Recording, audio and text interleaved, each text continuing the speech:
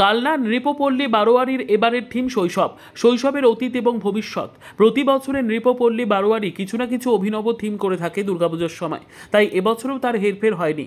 সমাজে যেভাবে শিশুদের শৈশব গ্রাস করে নেওয়া হচ্ছে, শিশুদের নিষ্পাপ মনকে প্রতিনিয়ত আঘাত করা হচ্ছে, সে সকল চিত্র ফুটিয়ে তোলা হবে নৃপপল্লী বারোয়ারির দুর্গাপুজোর থিমের মাধ্যমে। থিম শিল্পী বলেন, যত দিন যাচ্ছে শিশুদের শৈশব যেন হারিয়ে যাচ্ছে। শিশুদের পিতামাতারা তাদের সন্তানকে সকল বিষয়ে পারদর্শী করে তুলতে গিয়ে শৈশব থেকে পড়াশোনার চাপ এতটা দিয়ে যাচ্ছে, যার ফলে শৈশবকালে শিশুরা ভালো মতো উপলব্ধি করতে পারে না। ছোটবেলা থেকে পড়াশোনার উপরে এতটাই জোর দেওয়া হয় পড়াশোনার জন্য, বিভিন্ন রকমের খেলাধুলোর সঙ্গে তারা যুক্ত হতে পারে না। আধুনিক যুগে শিশুদের মনকে বুঝতে চায় না আধুনিক সমাজ। শিশুদের শৈশবকে কেড়ে নেওয়ার আরেকটি প্রধান অস্ত্র হলো মোবাইল। ছোটবেলাতেই বাচ্চাদের হাতে মোবাইল দিয়ে শিশুর শৈশবকে কেড়ে নেওয়ার প্রবণতা প্রতিদিন বেড়েই চলেছে। তাই নৃপপল্লী বারোয়ারি তাদের থিমের মাধ্যমে শৈশবকে বাঁচিয়ে রাখার জন্য সমাজকে বার্তা দিয়েছে। রীতা ভট্টাচার্যের রিপোর্ট, সুন্দর বাংলা নিউজ। এসেছেন আজ আমি এসেছি কালনা নেপপাড়া নিপপল্লী ক্লাবে। আচ্ছা, কি দেখলেন এসে? এখানে এসে দেখছি এবছর যে পুজোর নতুন থিম করছে শৈশবকালের সেকাল আর একাল। সেই সময় একরকম ছিল আর এখনকার প্রজন্ম তো আর একরকম হয়ে উঠছে। যত দিন যাচ্ছে তত দিন পাল্টাচ্ছে। শৈশবকাল যেন হারিয়ে যাচ্ছে, আগেকার মতন এখন তো আর নেই। সেটা আপনারাও জানেন, আমরাও দেখছি সেটা। আচ্ছা, তো এখানে কি বোঝাতে চেয়েছেন যে শিল্পী বা ক্লাব? এখানে দেখছি যে এখানে আশপাশে যেসব কাজগুলো করেছে, আগেকার দিনে যেমন মানুষ খেলাধুলার প্রতি একটা আলাদা একটা আসক্ত থাকতো।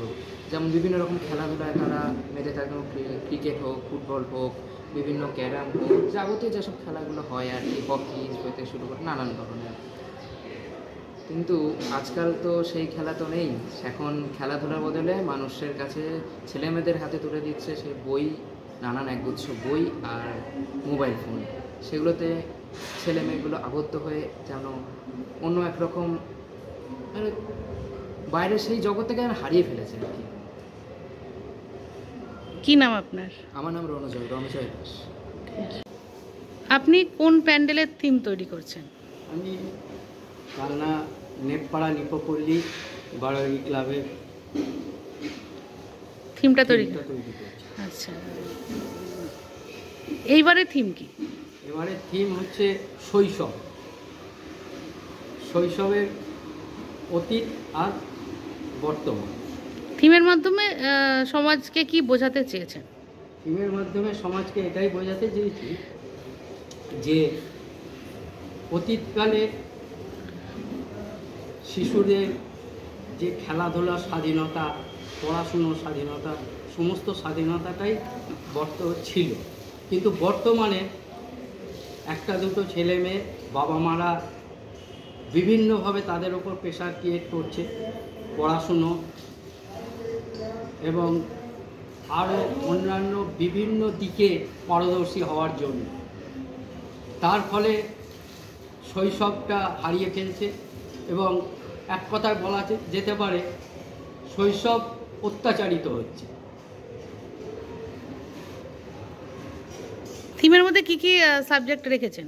এবারে থিমের মধ্যে প্রথমত রেখেছি বিভিন্ন খেলাগুলোকে। 16টা খেলা, সব তো খেলা তুলে ধরা যায় না, তবুও শরীরচর্চা থেকে আরম্ভ করে বিভিন্ন ধরনের খেলাগুলোকে আমরা থিমের মাধ্যমে যেমন একদিকে তুলে ধরেছি, আর একদিকে তুলে ধরেছি যে মানে ছেলে মেয়েগুলোকে আবদ্ধ করে রেখে তাদেরকে বই দিয়ে মানে সব সময়ের মধ্যে প্রেশার দেওয়া হচ্ছে, গাদা গাদা বই, খাতা, আর একটি শেষ পর্যন্ত আর একটা অস্ত্র তুলে দেওয়া হচ্ছে, সেটা হচ্ছে মোবাইল ফোন। এইগুলো দিয়েই তাদেরকে আবদ্ধ করে রাখা হচ্ছে, এর বাইরে বেরোতে দেওয়া হচ্ছে।